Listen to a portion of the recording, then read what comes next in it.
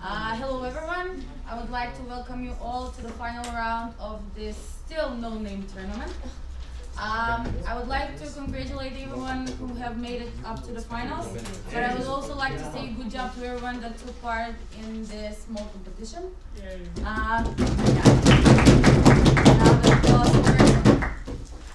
So the motion today in front of us is this House would ban elected officials from running in subsequent elections if they haven't fulfilled their electoral promises. On the opening side, as opening government, we have Tikura. Side opposition as opening opposition, Black Cloud. Closing government. The whole name. FOPOG.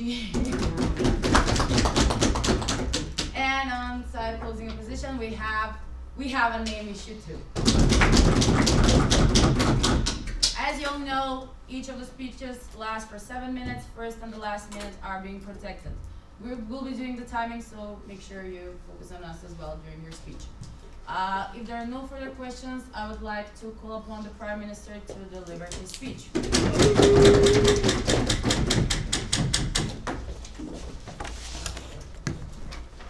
Thank you, Madam Speaker, for the floor. It's an honor to open this debate. And I would like to start with a saying that we are the people and we have the power. Now, I'm going to divide my speech in 5 parts. First part, define the model. Second part, show you what's the flaw in the current system. Third part, I'm going to show you our arguments why we support and propose this model. Fourth part, I'm going to predict how the opposition is going to attack us and refute that. And fifth part, I'm going to show the benefits that we have with this model, which my partner is going to expand on.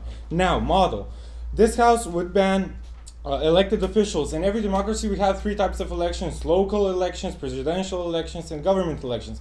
We are proposing that the most responsible people that run to these elections are the ones who are going to be banned. I'm talking about the president and vice president, I'm talking about the mayors of the cities, and I'm talking about the prime minister, his ministers, and their deputy ministers. Now, subsequent elections are all the elections afterwards from their choosing. So every elections after that is going to be banned forever, emphasize forever, because we want to give them one chance to do things right. And haven't fulfilled their electoral promises, we're talking about completing the program with which they ran for elections, and that program has to be fulfilled, and it's going to be monitored by an independent body of experts, economists, and law experts, which are academics, and will judge how this is going to be done. And I would like to give an example here. In Macedonia, we have an NGO that created a website called truthmeter.com. What they do, they listen to the promises the politicians give, and they research the topics and say, okay, they did this, they didn't did this. And that's very important because this has already been done, and no thank you. And we have seen it in other places, also in the Netherlands, and we want to put it on another level of more importance. Second part.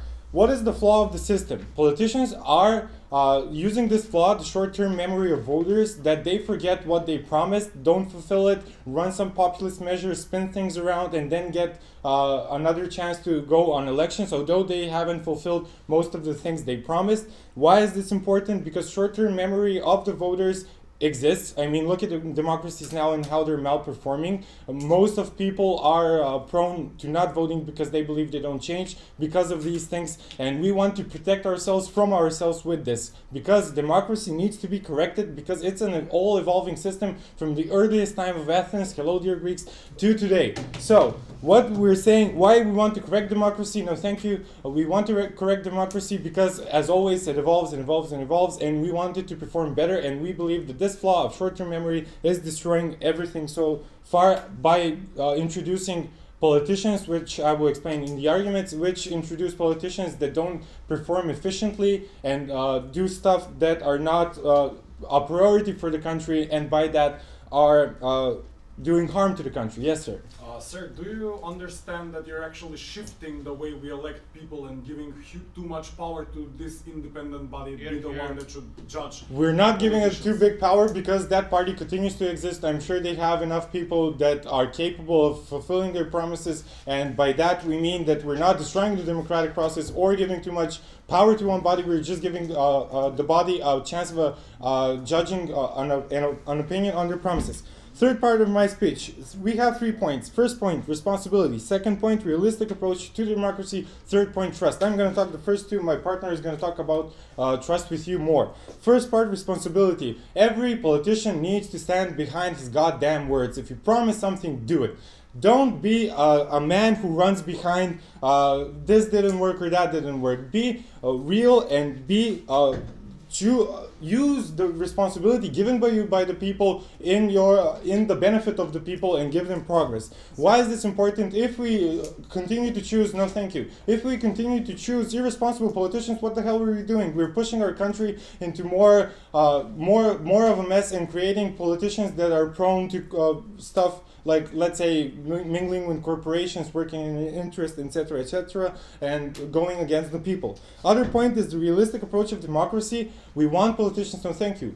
We want politicians to have a real approach of what they say and do it accordingly. What does this mean? We don't want people that hit themselves in the chest with the drums and go like yada yada yada, we're gonna do everything and then do nothing and then get reelected again. So that's the realistic approach on democracy. Be real and be real with what you have to do.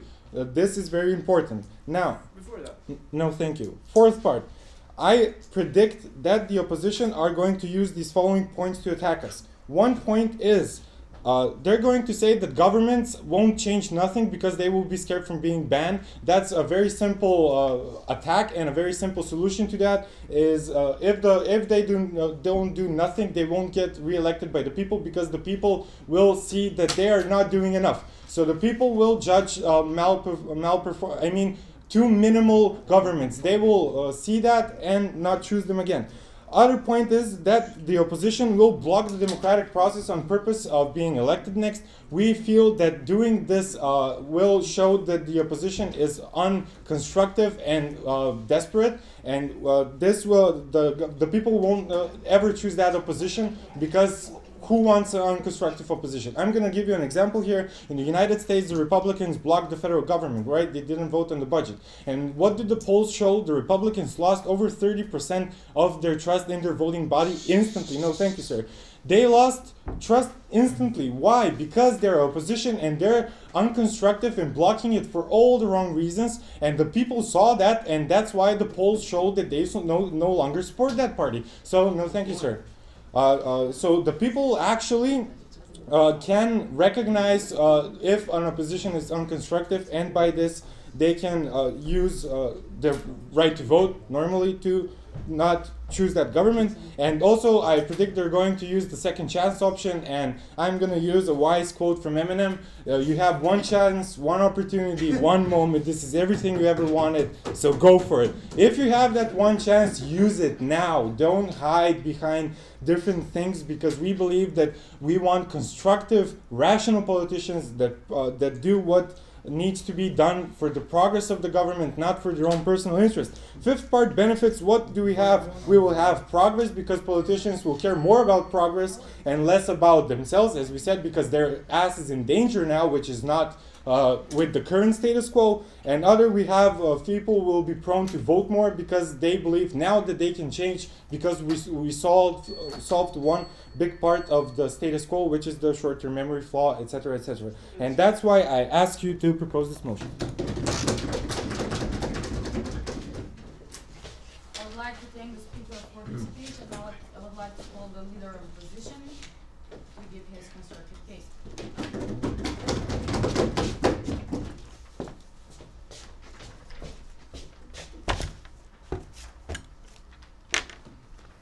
Mario, can I start? Mario? Yep. Can I start? You only get one shot. Do not miss the chance to blow. This opportunity comes once in a lifetime to correct you. That's the lyrics. But never mind. Okay. Let's see. First of all, in my speech, I'm going to do a bit of rebuttal. Then I'm going to explain to you what actually politics and politicians are in today's world. And second of all, I'm going to continue with my constructive, which you'll hear it later on. Now, first of all, they say, we have a big issue with their model, and to show them. First of all, the first sentence of the first speaker of the government was about the power of the people, and we want to have the power in the people. You say that, and after 30 seconds, you claim that you will create an independent body who will decide upon the fulfillment of the task that the government had. I mean, these bodies, first of all, it's a question how much can they be independent. It's a very small group of people, and because of that, it would be easier for them to bribe. And you're taking away the power from the people. Why don't you let the people judge on the authorities of the government, whether they have done something good or they have done something bad? You're taking away the power. No, thank you. They're taking away the part, the power from the people, and they're giving it to a very small group of people, academics and so on and so forth. For example, in the USA, almost half of the professors who teach at any university are leaning on to one or another side of the government. So that means that almost half of the people in this sphere, academics and so on, are biased and cannot be considered as an independent or objective body who will judge upon the fulfillment of the task of... no, thank you. And who will choose this body for... let's continue. The same government that shouldn't be elected, they will choose the body itself. So this is a very logical fallacy, and this model will never solve anything. On that point. No, thank you. First of all, they have like the flaw of the system, you know, short-term memory of the citizens. You think that by doing this, you're going to make people vote and care much? They will keep on having the short-term. I mean, it's 4 years. They forget what happened in 2 days. I don't know, he made a mistake the first 3 months of his reign. He has 3 years and 8 months to, you know, repair it or make them forget about something else. It's called populism. Politicians do it all the time. You know, they switch the problems and so on and so forth. But sir, No, thank you. Second of all, about you, and you also claim, you know, you said, okay, look, the political party has enough officials, so this only proves that if the political party has a certain policy, they have enough politicians to fulfill that policy, no matter this ban is actually here or it's not here. You know, they're just going to change the person who runs the stuff, and they're going to still, you know, continue on doing what they wanted to do in the first place. First of all, no, thank you. Responsibility, you say, be responsible. Well, you know, politicians, the only thing that is absolute in this world, in this moment, is the fucking Pope. You know, because everything he says is absolute, but politicians, they're not absolute, because they're not almighty people who can change all the things, and not everything is dependent of the politicians. Some things can happen, like in the economical crisis. You know, when you give a promise of an economical growth of, I don't know, 2% or whatever, and you don't fulfill it because the world got in an economical crisis, and you won't be re-elected because of this. And moving on to... On that point, sir. No, thank you. Moving on to our constructive. First of all, you didn't got what I was going to refuting, and you didn't got the most important thing. That is disrupting democracy in its core with this... exactly. No.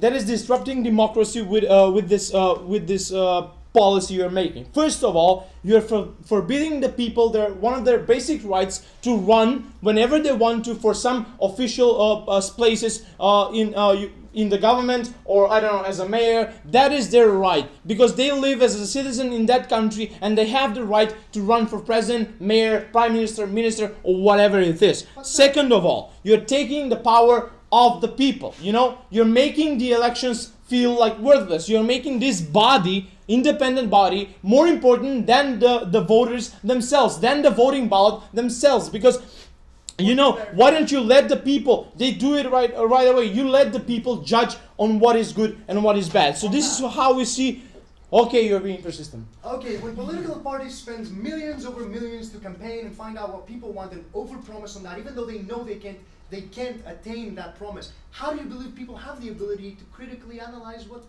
Because that's what politicians do, you know. They sometimes don't, you know, not fulfilling the promise is not actually a inherently bad thing. It's not just, it's just not doing as good as you wanted to do. I mean, it doesn't mean that you did something bad, and this is why people will actually measure that and see what is the best. Did he do more benefits or harms or whatever. You're leaving the power to the people, and the voters do not have the same meaning that they have. And in democracy, the voting ballot is one of the most powerful weapons that you have right now. Second argument, it is eligibility. First of all, the politicians or the political parties will lower the bar for the expectations or the promises that they make. Now, I know that a lot of politicians, you know, promise utopia or promise some dreams that they had, and Actually, that is a very good thing, because once you strive to achieve the perfection, that is when you get good results. You strive and you struggle to achieve the perfection. With this policy you are trying to enforce in here, the politicians and the political parties will actually not try enough, because they will be afraid that they're going to be banned by this independent body, and they will lower their expectations on the next elections. More to this. Another point, you're constraining the powers of the government. If people choose a government, the government has the right, and this is why we feel it's democracy. The government, in order to fulfill its task, has the right to do a lot of things, has the right to take action. They have the constitution, they must respect it while they're taking the action, but they have no, and they have the borders. Between it, it's all up on them. And this is why we let people judge them, because they are responsible for their own actions, and you're constraining the powers of the government. Second point, it's politics, it's not the Pope, as I said.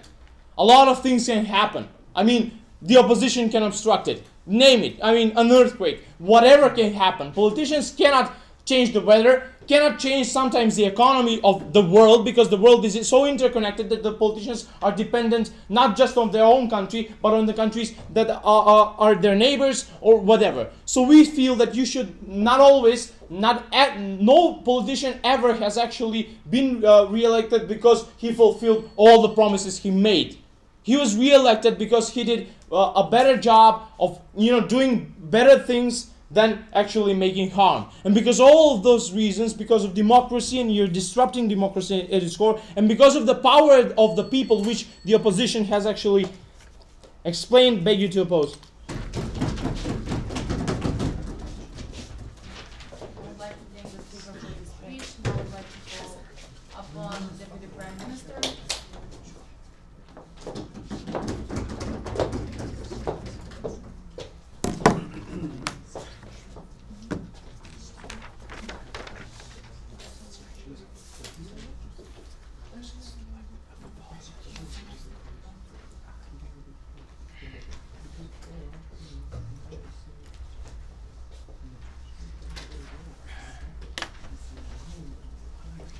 So, I'm ready. Honorable judges, ladies and gentlemen, I'm here as the second member of the opening government, and the motion that we're discussing today is whether we should ban elected officials from running in subsequent elections if they haven't fulfilled their electoral promises. The first member of my team explained to you about how this should happen, because we should have a realistic approach of democracy. He talked about responsibility, and I, as the second member, I am going to explain to you how important elections are for our democratic system, and how important is trust. But before elaborating our argumentation furthermore, I would like to rebuttal some of the points that the opposition mentioned. First of all, thank you very much. You spent 7 minutes just rebuttaling, so that means that our arguments were strong enough to have you there. So what you mentioned is that we take the power from the people and we block democracy from working as it should.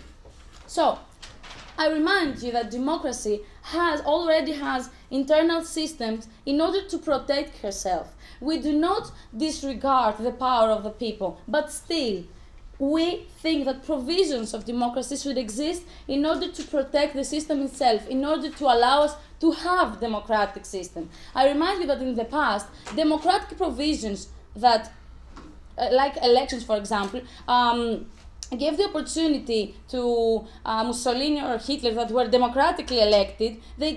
Democracy herself gave the chance to people to abandon democracy as a system. So what we think is that internal provisions are there to protect to protect democracy herself. So for the existence of the system itself, we think that authorities like the one that we proposed are important. No, thank you. So, authorities, independent authorities, exist because they don't control democracy as a system. They control the government that fulfills the role of democracy. So what we think is that what we want is a system that will be protected from the inside. We want a system that will lead to promises being fulfilled and to constructive politicians. Yes. Do you think that 4 or less years are enough to make a policy, a state policy for a country to be formed? Well, I think that what we think is that 4 years are enough to prove if we are capable or not from fulfilling your promises and your role. This is what we think. So this is why we think that 4 years are enough. Anyways, going on to our argumentation. Why we think this is a good measure? Because let's talk about the importance of the elections. Let's see what elections are. Elections, ladies and gentlemen, are the democratic way of choosing who will represent you and make changes in your life and affect your everyday life. Voting is also a very precious way and a precious direct way of exercising this right to choose who will represent you and make changes in your life. It is so important and precious that it is obligatory. And what do we see today? Elections should be a big fiesta. What of the democracy, the great party, and we should all be happy that we can go and vote and make changes in our lives. What happens today, ladies and gentlemen? People stay home because they know and they have tasted what elections are for. Electing people that will not fulfill their promises. People know that, they don't go to vote, and what do we have, ladies and gentlemen? A representative government? No, not at all. And this is why we want to change that by the measure that we're proposing, because we think that the benefits will be great, and we think that we will reinforce the trust. No, thank you. We will reinforce the trust and make democracy work as it should, approaching its idealistic role. So, we think that with the proposed measure, we will give back to the elections and to voting its true role and its true meaning. People will be encouraged to go and vote, and democracy it will take back its representative meaning, and it will work better in any way. So, what have we? No, thank you. What we think is that did we told you today? We think that we should ban elected officials from running in subsequent elections if they have fulfilled their electoral promises. We proposed that we should set up an independent authority consisting of people, law experts, academics. No, thank you. And we think that how did we elaborate our argumentation? We think that politicians should have a realistic approach of democracy. They should propose minimalistic projects, minimalistic programs in order, no thank you, in order to be able to fulfill them. And we think that this will be really inspirational for the electoral body, because they will know that every one and each one of those minimalistic programs will be fulfilled till the end. What we think is that an utopia is not inspiring, it is very disappointing, because people believe believe that nothing will finally happen. They taste it, they experience it in their everyday life, and this is why they abandon the system, and this is why they do not support democracy. We also talked to you about the responsibility, the importance of standing behind your word and giving true progress and truth to the people. We also talked to you about how elections are very important, why we should support and reinforce them by by creating a trustworthy environment for people. And we also talked to you about the benefits that this measure will bring to our reality. So for all those reasons, ladies and gentlemen, I beg you to propose.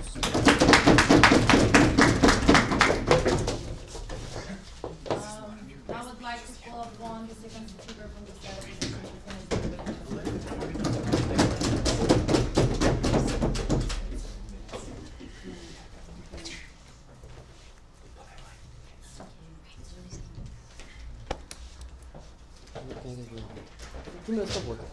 Give me the stopwatch.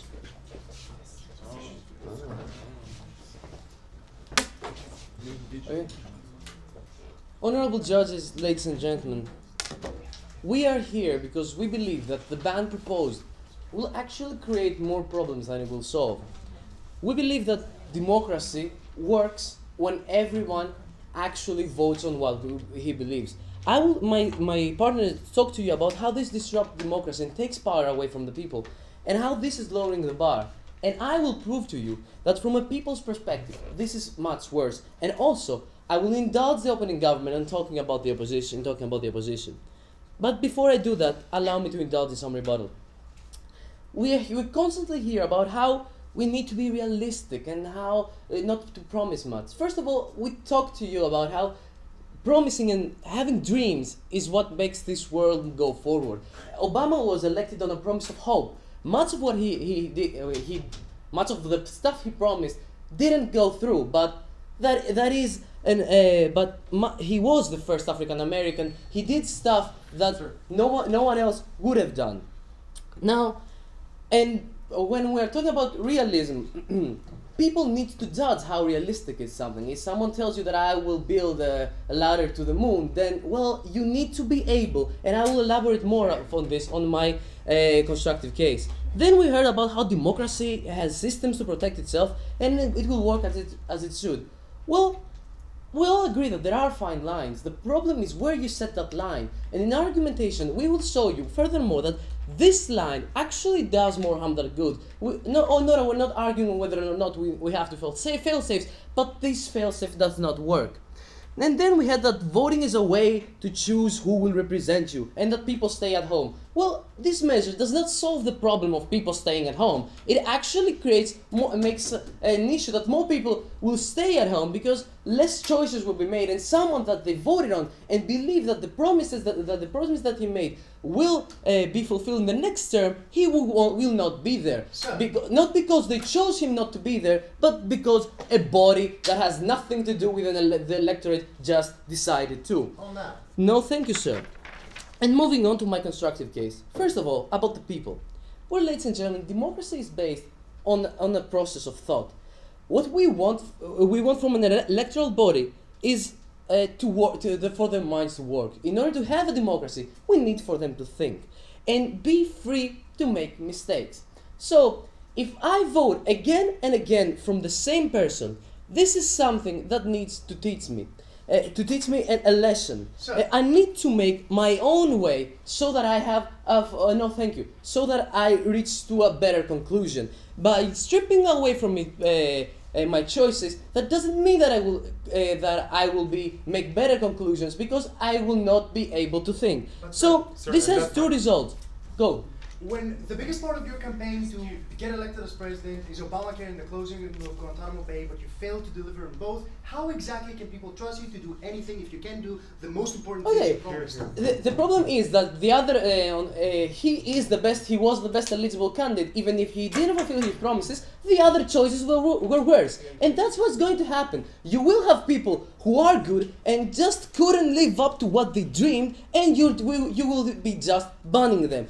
Or have Mitt Romney. No, thank you. So, this leads, what I've said about thought, this leads to two results. First, you're taking choices away. So, democracy is based on a feeling that what you vote has some consequences, and that those consequences belong to you. Now, if you say to me, I want to vote for Berlusconi, so if I vote for Berlusconi and he screws, and forgive my language, everything up, then it is my fault. So if you take away Berlusconi and take someone else in his place, then I, the electoral body, did not want that guy. I wanted to vote for the same guy again. I am not part of the mistakes that he makes. And that is a very big and crucial thing in democracy. Being able to feel that the mistakes that are made, the decisions that are made, derive from you, and the results actually enter you. This will lead citizens feeling even more left out and more angry that, let's face it, some politicians, for better or worse, are icons, and Obama is one of those cases. The other point is that they need to learn how to think.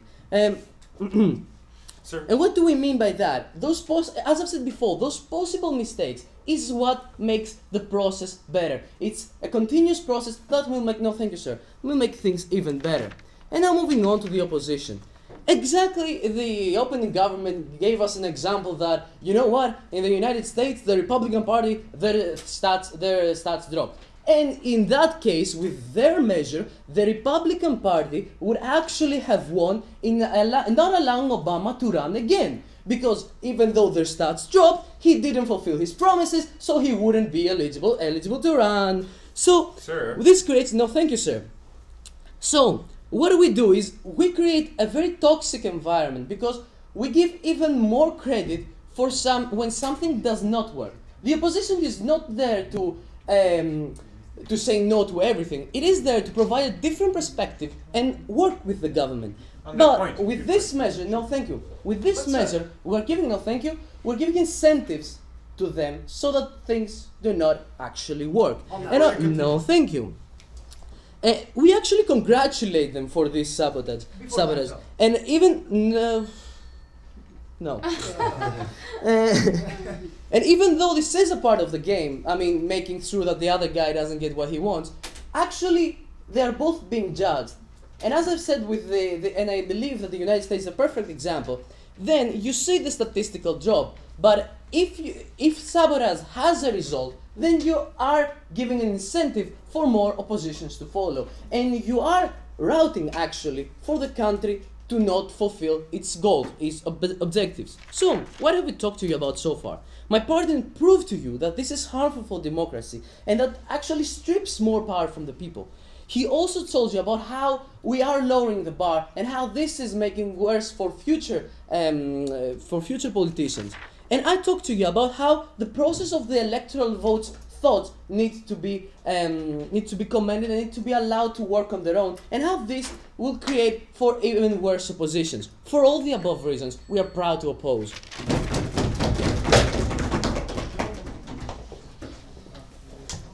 Thank you, sir. Now I would like to call upon the first speaker from the second government.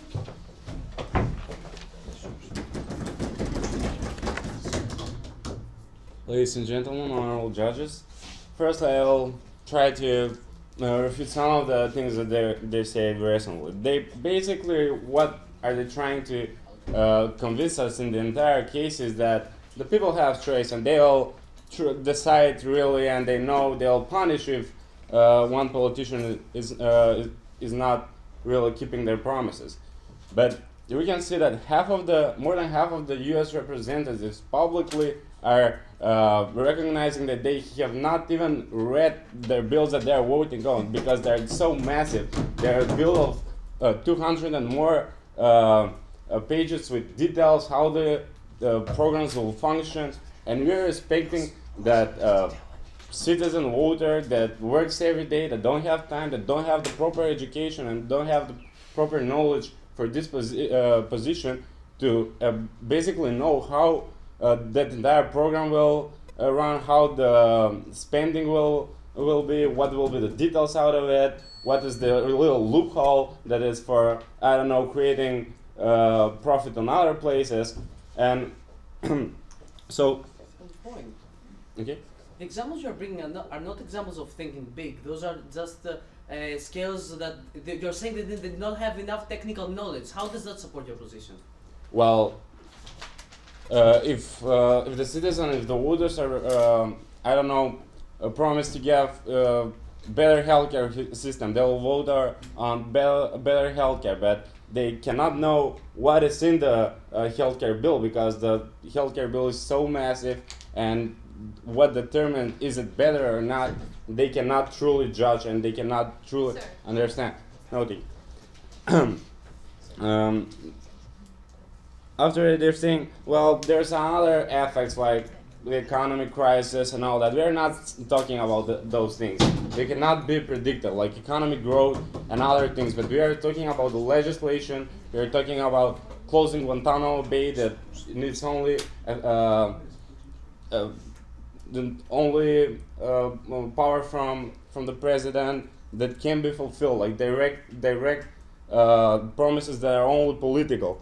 And we will keep on that. So after that, they're saying like they'll be scared to promise more, and they'll not bring some big ideas, big because they will be afraid to will they be able to keep them on. We are saying that even if they under-promise, if they underachieve their promises, it's better than creating false image when they cannot achieve their promises and disappointing and frustrating big part of the population. Further on, Sir. noting, I'll go on our case and I explain what the opening government said and how this is really undermining the roots of democracy. We are seeing that this is the main problem why lack of trust in politicians and lack of trustworthiness in government and political system is turning people away from democracy. We can see that not realized promises are getting either passive voters that don't want to get out to vote, either voters that tend to radical ideas that want to overthrow democracy. We have the example with Greece. The two major parties, Name MTT and PASOK, they didn't keep their promises for a long time, and that affected with the things we're talking about.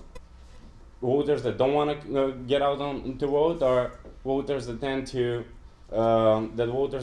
radical ideas that want to overthrow democracy. Second of all, this will take unrealistic promises off the table.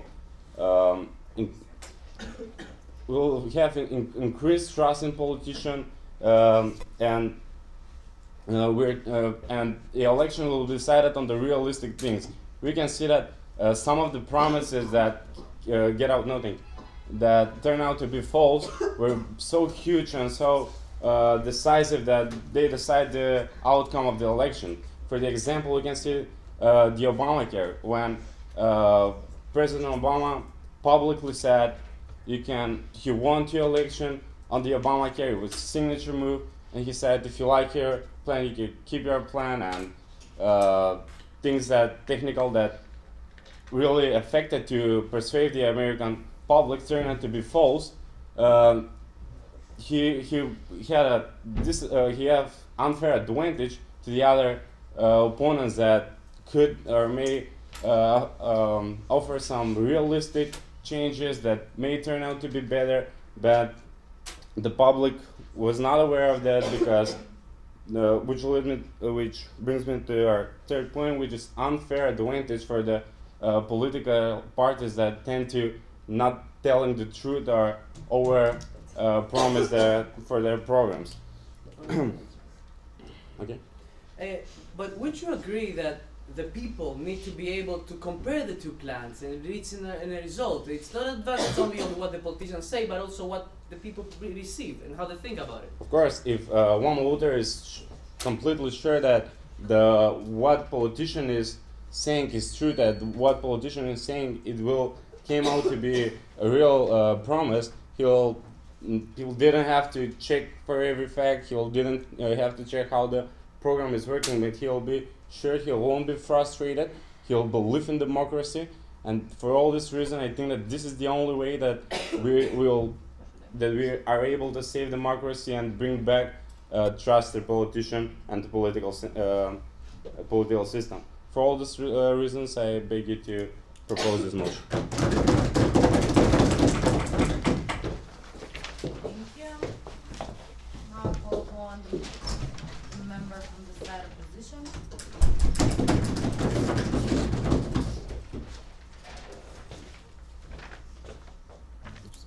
Can you have the timer, please?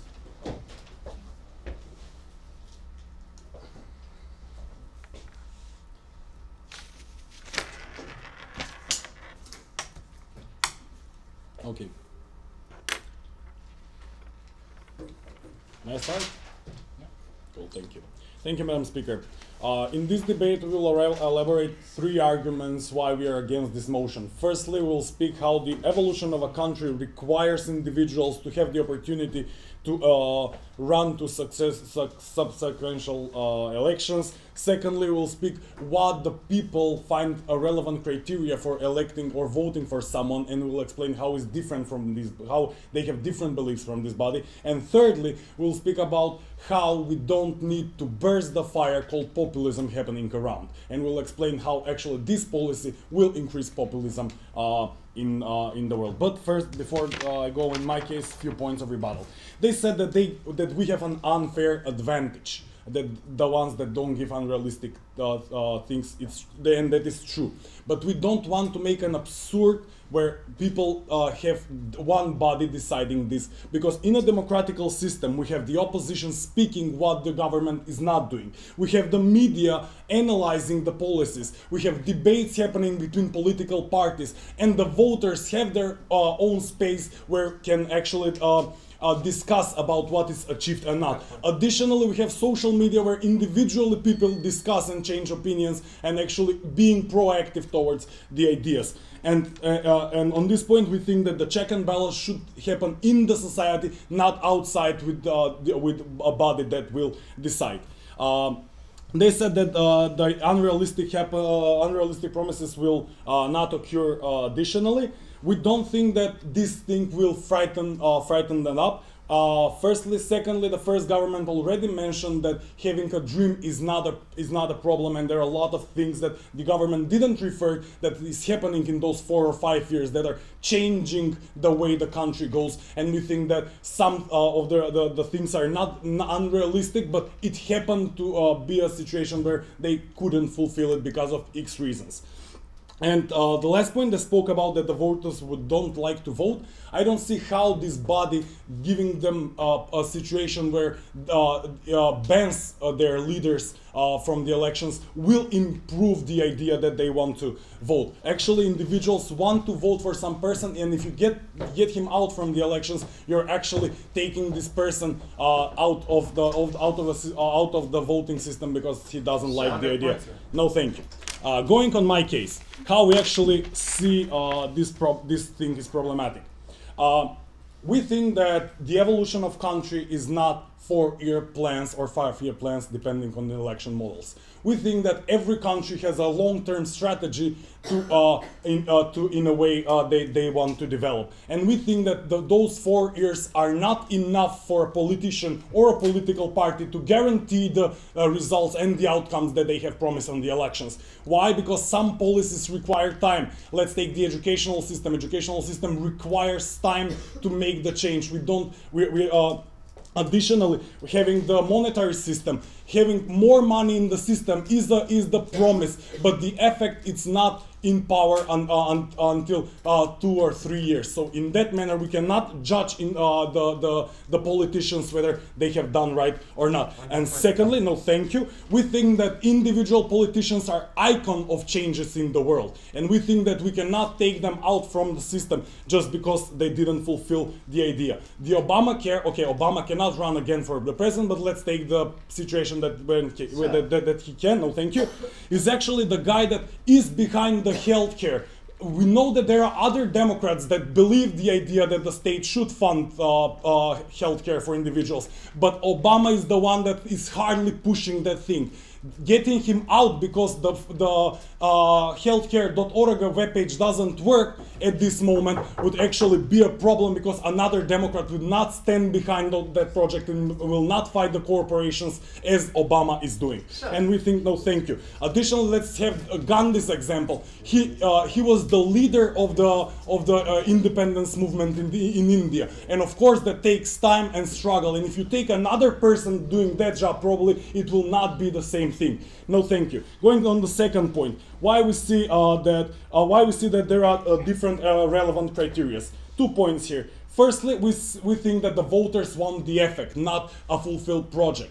We see a different way how people preserve the changing of taxes. We think that if politicians fulfill the idea that it will increase 5% the taxing to the richer. It's not what the voters want. They want to get richer because that is their idea. They have the politicians there in order to fulfill that thing. Sure. And no, thank you.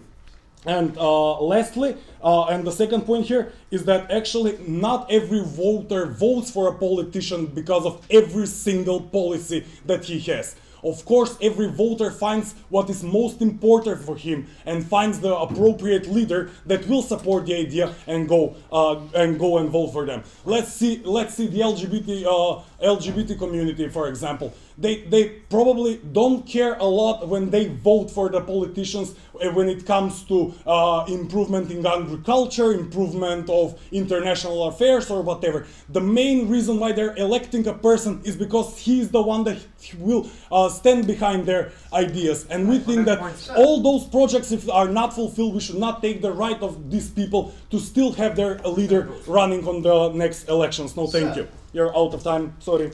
And the last argument, how do we see the rise of the populism? The first government spoke how they will do something just to be done and will lower criteria, and we think that it is happening because playing on safe base creates projects like Skopje 2014 and fulfilled projects.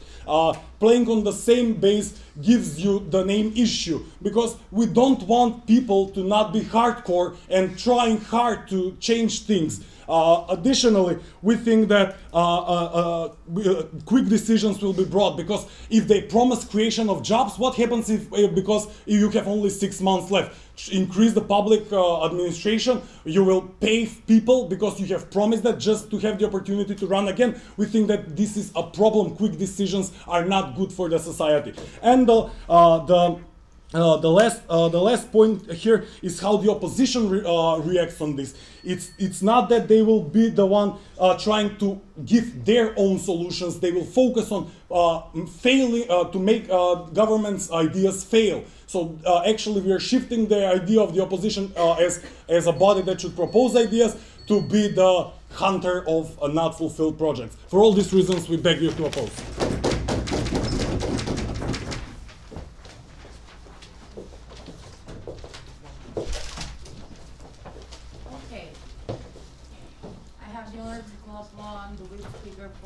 For the side government.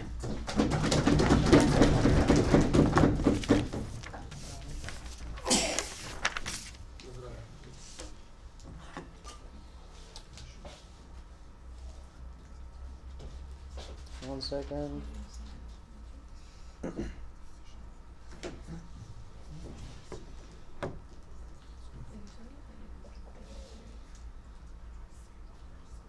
Are we good?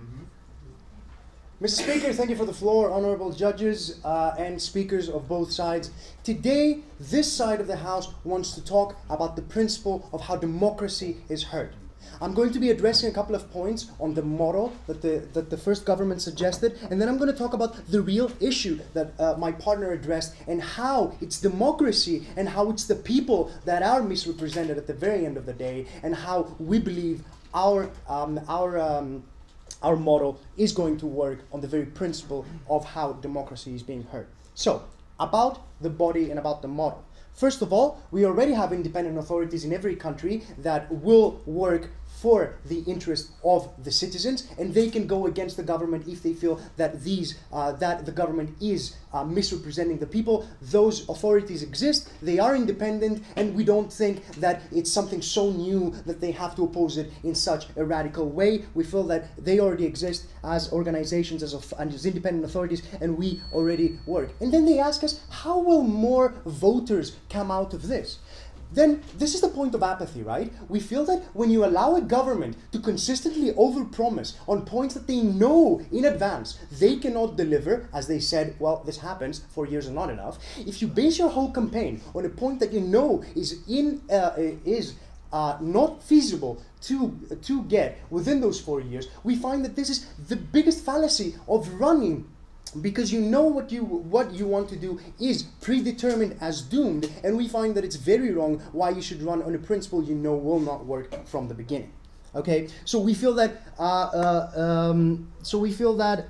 when people have a body to tell them what's realistic, then people have a better way to judge whether or not they want to back up that politician. And we find that this is why this model is very beneficial. No, thank you very much. Now, we care about repairing democracy for the people, right? Not because this program will change how much our model affects, like how much, this model basically affects how much politicians will want to overpromise and overextend on invisible and unrealistic models. And if we succeed at making politicians think at least twice about what they want to overpromise to engage voters and not enchant them, then I think we have succeeded, and that's what I'm going to prove in 2 points of clash, ladies and gentlemen. Today we're going to talk about how false promises have brought the demise of democracy as an institution, and as a second point, we're going to talk about how basically realistic promises by parties that drive actual change lose all significance when parties use the fact that the demand of people is on one aspect, they overpromise to repair that, although they know they can't do it, and other parties who want to drive change that they can actually achieve lose the trust of the people, and we find that this is very wrong. Before I go onto that, go ahead, Luisa. Sir, can you explain to us what happens if a politician realizes at year 2 that he cannot fulfill all of his electoral promises? Does he have a motivation to move on with his changes? Right, okay, so obviously we're not talking about like every minor change that they have promised, okay? We haven't. We're talking about those significant big changes you base your whole campaign on. And if you promise to do something that grand, like basically closing down Guantanamo Bay or promising Obamacare to bring something to everyone, and you fail on doing that, if the people decide that you're the right man based on those two factors, of course Obama had many more ideas, some succeeded, some failed, we're saying that we find that his biggest points of reform were there. If he failed to do those, then, well, basically he's not the man for us. No, thank you very much. And we find that this will do one thing. This will motivate politicians that don't want to overextend and overpromise and lie to find actual points of clash with the system and try to repair something that they can repair. This is what we want. Quality politicians that will not overextend, overpromise, and at the very end lie for the sake of building a strong campaign. But how will we do that? We're saying that false promises have brought the demise of democracy as an institution. The first side of the government came up and talked about the issues of mistrust when politicians cannot be responsible, cannot realistically promise on things, and know in advance that they cannot deliver on promises, but they merely promise simply because their campaign managers they've paid millions and millions for tell them that the people need this, you do this, you're going to be president, and well, yeah, you can do all the other minor things that are feasible, but in order for you to be elected, you need to lie a bit, create your own reality, do things that you know are not going to work. And we find that this is very wrong, right? Like Bush played on the people's fear of terror and got re-elected based on the fact that he was fighting terror. Not to mention that he did that by lying to go to war and everything. Oh, well, in retrospect, everybody, well, would have preferred to not have voted for Bush. Or I think that everybody would have preferred for some independent organization, no thank you very much, to call on his bullshit and tell the people that, hey guys, what he wants to do is unrealistic, he cannot pull through, so why don't you think about other candidates as well? No thank you very much. We talked about Obama's promises on Guantanamo Bay and Obamacare.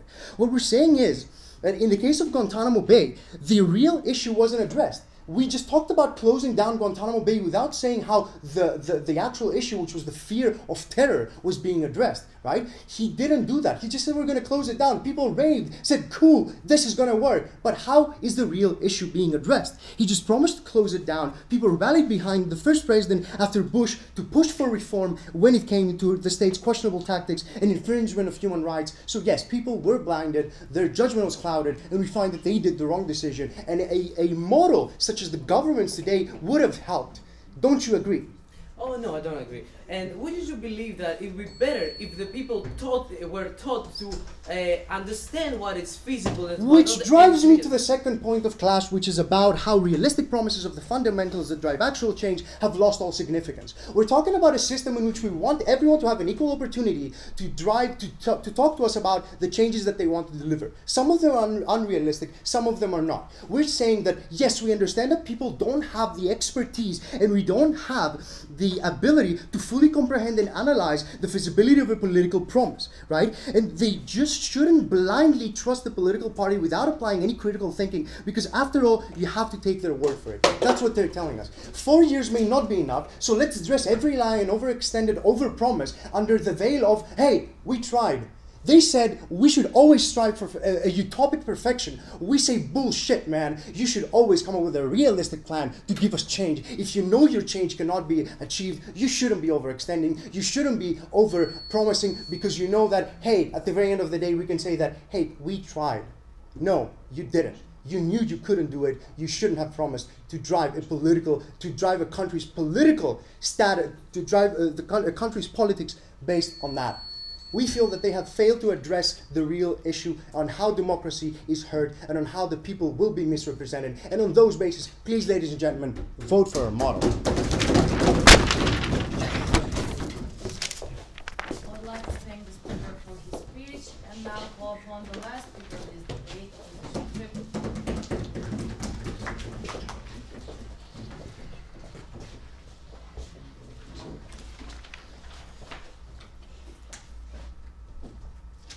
Hello, ladies and gentlemen. My role today is to show you why this side of the house, the opposition, throughout the three previous speeches, has showed you that this measurement that the government wants to take to ban elected officials from having the chance of being re-elected is completely wrong, and it's damaging the democracy, it's damaging the government, how the government acts, and also the way the plans are being made and how the decisions are being made. We have the side of the government here that is imagining that the politicians who are running to be elected are gods. They know exactly what is going to happen, and they know exactly how they're going to fulfill their promises. And when they don't, oops, they cannot be re-elected. If the environment changes, they cannot be re-elected because they must have known before, ladies and gentlemen, and we have showed you that this cannot happen. So what is this measurement going to make? It is going to damage democracy. Why? Because, ladies and gentlemen, it takes out two of the rights. The right of the people, as the first opposition showed you, the right of the people to be re-elected, the people who are running as politicians, in order to make things change, in order to make those plans that they have said that they will do, to make them happen, because 4 years are not enough. Also, it's taking also the right of the people to choose, ladies and gentlemen, what is right. The people should have the power to vote and to decide who made the plans that really matter, and their choices that really matter. We heard from the last speech, from the whip speech, actually, that this committee that it's going to decide not only is going to decide if they fulfill, but it's also going to decide which of the decisions, which of the electoral promises are more important. So no power to the people at all, ladies and gentlemen, and this is not democracy. Also, no, thank you. It's also damaging democracy because, ladies and gentlemen, elections are really important. As the first government told you, people should know what they have voted. People should have the consequences over their actions. They should know that the person that they re-elected and didn't do their promises, didn't fulfill them, it's their fault too, ladies and gentlemen, because this is how you make a right choice the next time, because you know that it's also your fault that this country is going down. Ladies, no, thank you very much. My partner told you that people see and live the experience of the goals that are being set by the politicians in a different way, ladies and gentlemen. They don't measure by numbers, by the 5% or the other, like how many the taxes are, but the quality of their life, if it's being better or if it's being worse. How is this committee going to check this, ladies and gentlemen, for example? So you cannot, this is damaging the democracy and no thank you, how people see it.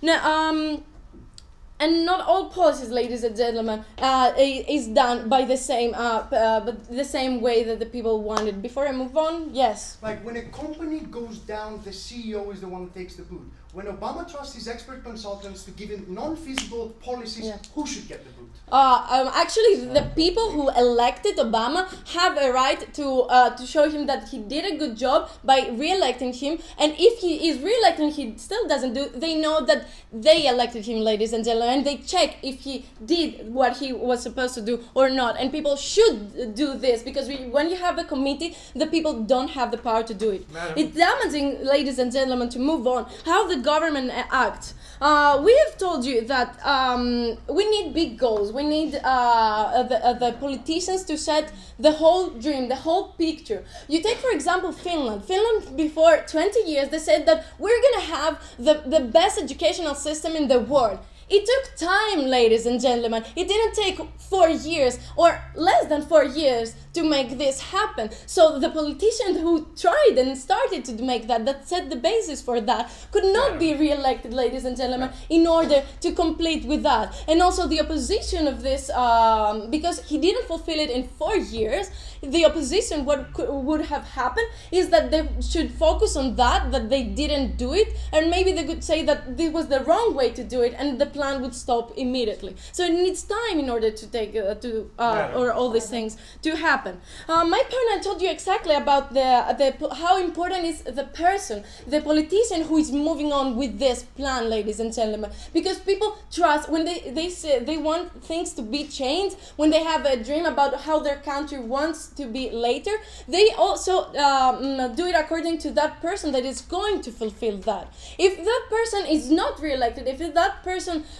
it doesn't have the power to change it in 4 years, then the people might not even believe that this can change, and they should try to change it, ladies and gentlemen. No, thank you. And then it was about the time factor, ladies and gentlemen. Can really something, the long-term strategy, is it how can we set it? As my partner told you, ladies and gentlemen, in order to fulfill, in order to make a country, a state better, in order to have better education, in order to have a better tax system, and everything that needs to be changed, and all the things that politicians promise to do and want to do and try to do, all those things, ladies and gentlemen, need time to be said, and not that. And what they are doing, what the side of the government is trying to do, is it's pressuring and it's giving and more, it's making populism on the rise. And how is this being done? That, ladies and gentlemen, what happens in order when you're in the middle of your time when you have been elected, and you realize that your fulfillments are not going to be fulfilled, your promises are not going to be fulfilled, what are you doing? First, you're taking really quick decisions in order to show these numbers, ladies and gentlemen, sloppy decisions, in order to convince the opposition and the people, in order to convince actually the committee who is going to check or not what things you have done or not. And also, if you don't make these quick decisions, the other side that you are going to do is nothing, ladies and gentlemen, because in any case, you're not going to be elected anymore, so you don't have any motivation. For all these reasons, ladies and gentlemen, we have showed you today that this measurement should not be taken. Thank you very much. I would like to thank the speakers for this lovely debate. Please shake hands before you leave the room. You don't need to shake. We'll